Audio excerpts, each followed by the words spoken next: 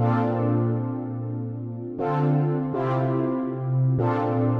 guys, welcome back to my vlog or whatever it is. Today it is 7:30. I'm a bit late, and I will be busy as well. So today we will try to keep it short, and yeah, without wasting much time, let's jump into today's speed code coding session. What it is all about. So yeah.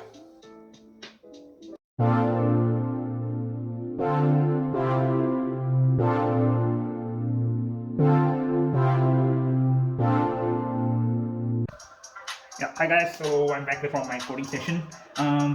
Today's question was quite good. It was a medium tag. We had a problem named as palindrome partitioning. I will add the code walkthrough as well, but I will talk about the problem. So the coding problem is a bit simple, that you have been given a string and you have to find all the possible substrings which can give you an all the possible substrings which can be the palindrome, and you have to find all the possible lengths of the substring and have to return a array of strings basically. So that's pretty much actually, and we will see that how I did it. It was in the backtracking strategy basically, and let's see that how was the code walkthrough. So yeah guys, the question today is palindrome partition. Given a string partition S such that substring of the partition is a palindrome, return all the possible palindrome partitioning of S.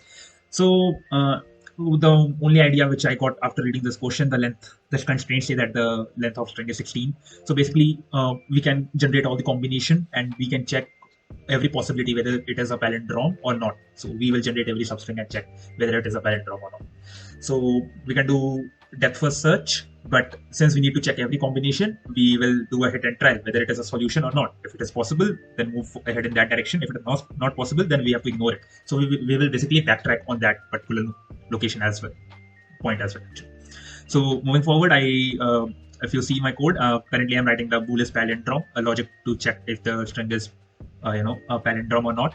In the DFS, what my concept is that as soon as we reach the nth, that is a string length, then it is our solution. We will add that whole whatever combination still what we have found to the our answer set, and we are done with it. What is the other part, and where we have to try the logic whether we need to go for the next level search or not. We can iterate over the string and starting from 0 to n, and we will check from 0 to 1, 0 to 2, 0 to 3, 0 to 4 for every possible combination if it is palindrome. If the palindrome returns true, then we will add that combination to our answer set, and then we will again do the combination for the next iterative step. But it might happen that we can ignore that step as well. So we have to remove the last combination as well, and do it. There was a bit mistake in the is palindrome logic, so I corrected it. So then afterward, it looks like that our whole logic was working fine. And I tested out for the custom test cases, which I thought can be the good test cases. And uh, so if you see, I took one of the test case, quite a special interest was of mine. I gave 5 A's as the input. So why 5 A's as the input? So here we will get every combination, all the answers of 1A. Then we will also get all the combinations of 2A along with the 1A's. Then similarly for 3A's along with the single A's and along with the double A. So yeah, it got accepted in the first chance, but the time was not good. It's obvious because the complexity of this program goes in the backtracking. It will be 2 to the power n, and you are checking for the palindrome as well. So it will be n into 2 to the power n. So O of n into 2 to the power n was the complexity of this program. I went ahead and checked other people's code, how it is, and yeah, so like it looks like people did a couple of things in a similar way, but uh, yeah, they use while loop. I was using for loop. I guess pretty much that's it, and that concludes our coding session for today. Yeah.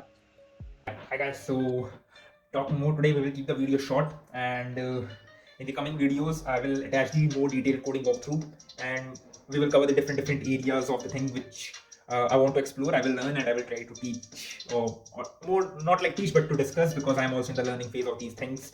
I will talk about the journey of a software engineer, how it is, what are the mistakes one should avoid, what are the mistakes I did and I want to avoid further in the future, and what I'm doing to become a more better software engineer in my life. Um, and about my journey of college, that how you should approach programming or any particular set of computer science field like machine learning or data engineering or data science on front-end development, how you should approach. I will try to enlighten about those stuff, uh, and we will see how the things go and turn around. For today, I guess that's it. I will attach my last session, which is a gaming session for about 15-30 minutes today, which I did to relax, and that's pretty much for today. I hope you like the content. Do like, subscribe, and share it. Thanks.